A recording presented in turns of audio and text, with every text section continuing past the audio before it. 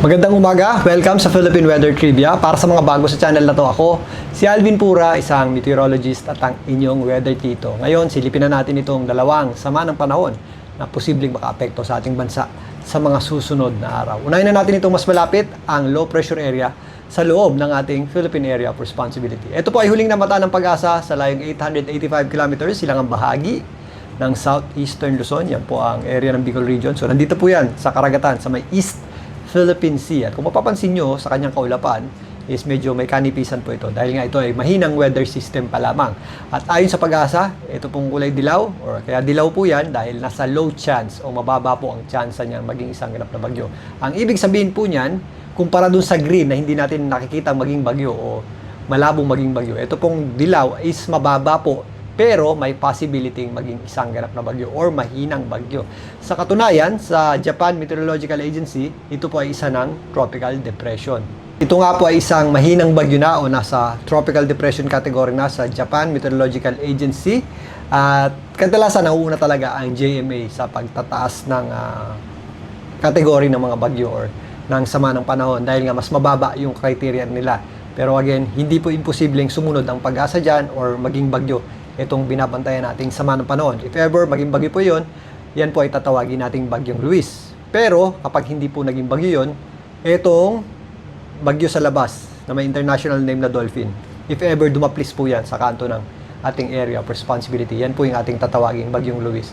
So meron tayong dalawang magkasunod na pangalan na, yung Luis at Maymay. So possible pong ito ang maging Luis at maging Maymay ito, or posibleng ito po ang maging Luis. Pero sa ngayon, ito pong binabantayan nating low pressure area lamang ang nakakaapekto sa ating bansa. At kung babalikan natin itong satellite image na nagmula sa Pag-asa, ito pong ating low pressure area, yung kanyang trough o extension ay nagdulot po ng maulap na panahon at may kataasan na tsansa ng pagulan. Although sumisili po yung ating araw at hindi tuloy-tuloy yung ating mga pagulan, malalakas po yung ating pagulan kapag meron tayong thunderstorms. Kaya mag-ingat pa rin po tayo dyan. Sa ngayon, ito po ay nagdudulot ng mataas na tsansa ng pagulan o yung mga kalat-kalat na pagulan nating tinatawag sa Bicol Region. Nag-i-extend po yan sa Quezon, Romblon, Marinduque, Eastern Visayas at ilang bahagi ng Central Visayas.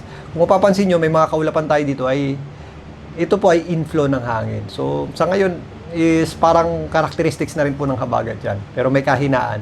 Pero yan po ay binabanggit na lamang na trough ng low pressure area ng Pag-asa. Pero in the next few days, if umakyat na po itong ating binabantayang sama ng panahon at maging parte ng sirkulasyon ng papalapit na super typhoon, is magiging buong habagat na po ito. So kaya rin natin inaasahang malusaw ito is dahil dun nga sa lakas na hila ng habagat nitong paparating na bagyo sa ating bansa. Silipin naman natin yan.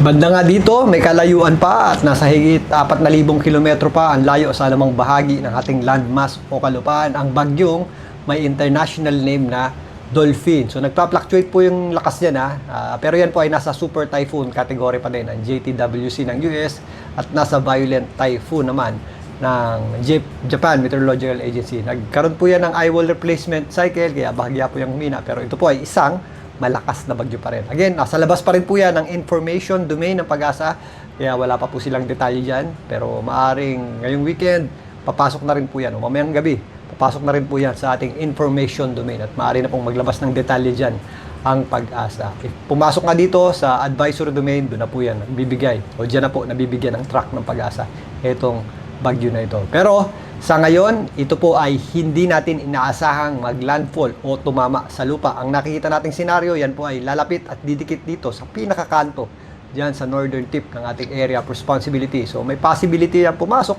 or may possibility rin po yan umakyat ng bahagya. So kapag pumasok, mabibigyan ng local name yan. Pag umakyat ay wala po yung local name, pero ito po ay hihila at magpapalakas ng habagat habang kumikilos po yan dito sa itaas na bahagi ng ating bansa. Pumasok man yan or hindi sa loob ng ating area of responsibility. Yun po yung ating inaasahang indirect effect niyan. At again, kung mapapansin nyo dito sa mapa ng Japan Meteorological Agency, balikan natin to. So ito yung mapa ng JMA. Kung mapapansin nyo, kasama siya dun sa pinaka-trap or kasama siya dun sa isobar nitong ating binabantayang mas malakas na bagyo. Ang ibig sabihin po niyan, Etong area na ito magkakaparehas ng pressure at nakadikit siya or malapit siya dito sa pinakalabas na pressure itong ating sama ng panahon. So may tsansa po at yung binabanggit natin itong nakarang araw na ito po low pressure area na ito at tropical depression nga sa Japan, ito po ay magiging parte ng sirkulasyon o magiging parte ng hila ng hangin nitong ating papalapit na super typhoon. Dahil nga sobrang lakas ng hila nito, malulusaw po o madudurog yung sarili niyang sirkulasyon at magiging parte na po siya ng ating habagat o southwest monsoon na hangin na papunta dito sa ating binabantayang super typhoon sa mga susunod na araw. Ganun pa man, ito po ay mag-i-stay pa o maglilinger dito sa eastern section ng ating bansa na kung saan magpapatuloy po yung epekto ng kanyang trap sa ilang bahagi ng ating bansa bago po yung tuluyang hilahin o mawasak ng ating habagat o southwest monsoon. Yan po ay sa darating na midweek or maaaring sa Tuesday hanggang Wednesday. Sa Wednesday natin, inaasahan may kalapitan na itong binabantayan nating sama ng panahon dito po sa may areas o dito sa kanto ng ating area of responsibility. So by Wednesday, nandito na po yan. So medyo may kalapitan na po yan sa atin. Pero as early as habang nandito po, Monday to Tuesday, magkakaroon na po yan ng inflow ng hangin o yung ating habagat is unti-unti na pong babalik. At yun nga, by Tuesday hanggang Wednesday, babasagin na nito itong ating low pressure system dito sa may eastern section ng ating bansa. Para naman sa ating magiging lagay ng panahon sa susunod na 2 hanggang 3 araw, ito pong ating binabantayan ng kaulapan dito sa eastern section ng ating bansa. Itong ating low pressure area ay magpapatuloy pong makaapekto sa ating bansa. Yung kanyang trough o extension ay magdudulot po ng mga kalat-kalat na pagulan nga dito po sa mga areas ng Bicol Region, Eastern Visayas, Central Visayas, Mimaropa. Kapag lumapit po ng bagya yan, dahil kumikilos nga yan pa kaliwa o papunta sa ating bansa, if lumapit pa po yan, madadagdagan pa po yung ating mga pagulan dito sa Calabarzon, including Rizal at Metro Manila, maaaring bukas or hanggang sa Monday. Pero if ever, mauna na po yung kumilos, papalapit dun sa ating binabantayang sama ng panahon, is unti-unti na pong mababawasan yung mga pagulang or yung mga epekto ng kanyang trough or extension sa atin. Pero sa ngayon, ito po ay nag-extend dito nga hanggang areas ng Central Visayas. Dito sa Western Visayas, meron na tayong inflow ng hangin. In the next few days, mas madadagdagan pa po yung ating inflow ng hangin dyan. Sabay po nung paglapit ng super typhoon dito sa labas ng ating area of responsibility. Yun po yung ating pagsisimula ng ating habagat. So gradual po yan at mas madadagdagan pa yung ating mga pagulan habang dumidikit sa kanto ng ating area of responsibility itong super typhoon na may international name na Dolphin. Ang malaking bahagi po ng Luzon, ang natitirang bahagi ng Mindanao, maaliwalas po ang panahon natin, pero kapag meron tayong thunderstorms, yan po ay malalakas na buhos ng ulan, kaya mag-ingat pa rin po tayo dyan.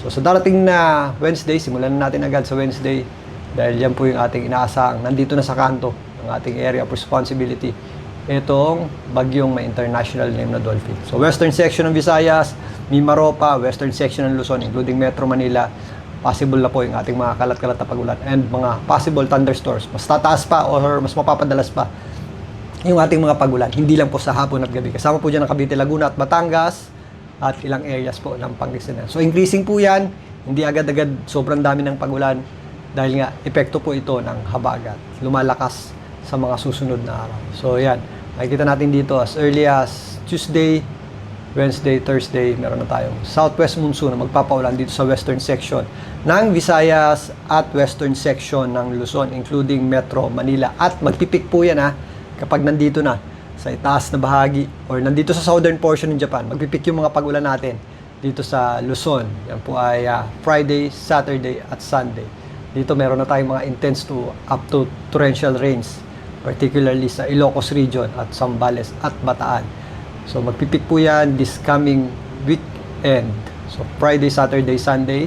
And kung mapapansin nyo, may kataasan. Nung bagyong Inday, marami pong naghahanap ng pag-ulan doon dahil sa ating habagat o southwest monsoon, na-concentrate po sa western section ng Visayas at Mindanao yung mga pag-ulan natin. Sabi nila mahina daw yung pag-ulan ng habagat ng Inday. Hindi po, hindi lang po umabot sa itaas na bahagi ng ating bansa. Offshore lamang po yan, pero marami po tayong reports ng baha sa Mindoro, Visayas, Western Visayas at Mindanao. Doon po nakakonsentrate yung epekto ng ating habagat. Not necessarily hindi kayo naapektuhan ay mahina na agad yung ating habagat. Naging malakas din po yung habagat na dulot ng bagyong Inday. Ngayon, kung titingnan natin itong computer models at wind map, dahil din may kataasan itong bagyong si dolphin o yung may international name na dolphin, mas mataas din po yung ating axis ng habagat o southwest monsoon. Ang turnout po niyan is yung ating concentration ng mga pagulan ay mas mataas din. Hindi na po sa Mindanao, hindi na po sa western section ng Mindanao, nandito na po sa western section ng Luzon at western section ng Visayas. Kasama po dyan ang Metro Manila. Kaya again, dun po sa mga hindi masyadong naapektuhan ng habagat nitong nakaraan, hindi po nangangahulugang mahina yung ating habagat nitong nakaraan. Hindi lang po kayo inabot o hindi lang po kayo naapektuhan. At ngayon nga, paghandaan po natin ang posibleng muling paglakas ng ating habagat o southwest monsoon.